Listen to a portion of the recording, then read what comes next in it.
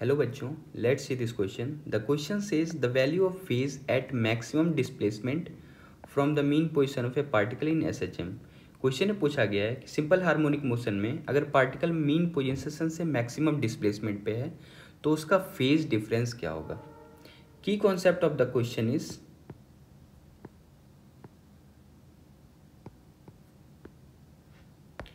First key concept is how the SHM perform.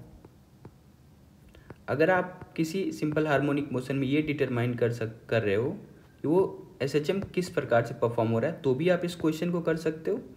और दूसरा की कॉन्सेप्ट है by the help of phasor.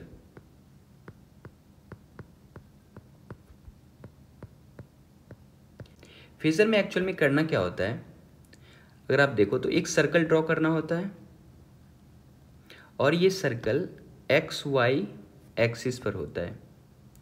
और अगर ये जो वाई एक्सिस है ये पोजीशन को बता रहा होता है तो ये जो मैक्सिमम डिस्प्लेसमेंट अगर होगा तो ये कितना होगा, एम्पलीट्यूड प्लस ए के बराबर है. ये एसएचएम का एम्पलीट्यूड है और ये माइनस ए के बराबर है. और ये जो एक्स एक्सिस है ये वी वाई ओमेगा को रिप्रेजेंट करता है.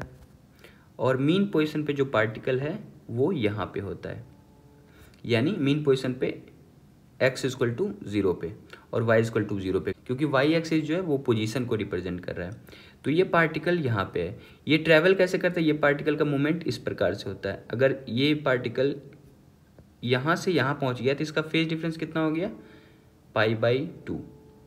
और ये पार्टिकल अगर यहाँ से यहाँ पहुँच गया तो फेज डिफरेंस कितना, ये वाला एंगल. तो जो भी फेज डिफरेंस निकालना है तो आप देखो मीन पोजीशन से वो पार्टिकल जहाँ पे गया है वहाँ से एक लाइन ड्रॉ करो और ये एंगल आप निकाल लोगे तो वो फेज डिफरेंस निकल जाएगा. तो अगर आप इसे एसएचएम के हिसाब से देखो तो सपोज एक लाइन में ड्रॉ कर ले रहा हूँ, यहाँ पे मीन पोजीशन है और ये पार्टिकल इस मीन पोजीशन के अबाउट एसएचएम परफॉर्म कर रहा है. सपोज ये माइनस ए वाला पॉइंट है और ये प्लस ए वाला पॉइंट है. ये एम्पलीट्यूड है फॉर.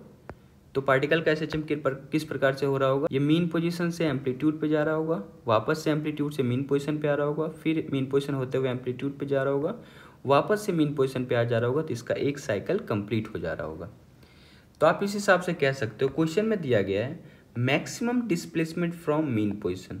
तो आप सोचो पार्टिकल अगर मीन पोजीशन ये है, यहाँ से कोई पार्टिकल मैक्सिमम डिस्प्लेसमेंट कहाँ पर जा सकता है. तो आप देखो मैक्सिमम डिस्प्लेसमेंट इसका ये एम्पलीट्यूड हो सकता है, या तो वो प्लस ए पर होगा या माइनस ए पर होगा.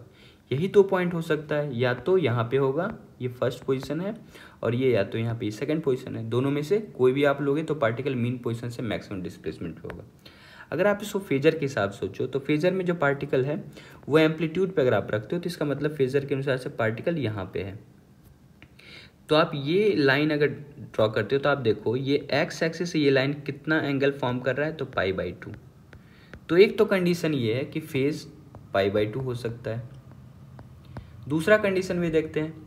दूसरा कंडीशन ये है कि हो सकता है पार्टिकल माइनस ए पे भी हो सकता है, तभी भी उसका मैक्सिमम डिस्प्लेसमेंट होगा. तो आप ये वाला जो एंगल निकालोगे तो ये भी हो जाएगा, ये हो जाएगा 3π/2. एक्चुअल में लेस एंगल को आप कंसीडर कर सकते हो, पर आप फेजर के हिसाब से देखो तो आप इसे 3π/2 भी कंसीडर कर सकते हो. तो इस हिसाब से हम लोग ऑप्शन मैच कर लेते हैं. ऑप्शन में दिया हुआ पहला ऑप्शन है π/2, तो π/2 इज द करेक्ट ऑप्शन. और दूसरा ऑप्शन है पाई, तो ये गलत है. तीसरा option 0 and fourth option is 2π. अगर 3π/2 होता तो आप उसे भी कंसीडर कर सकते थे. So the correct option is option number first. Hope you understood it well. Best of luck. Thank you.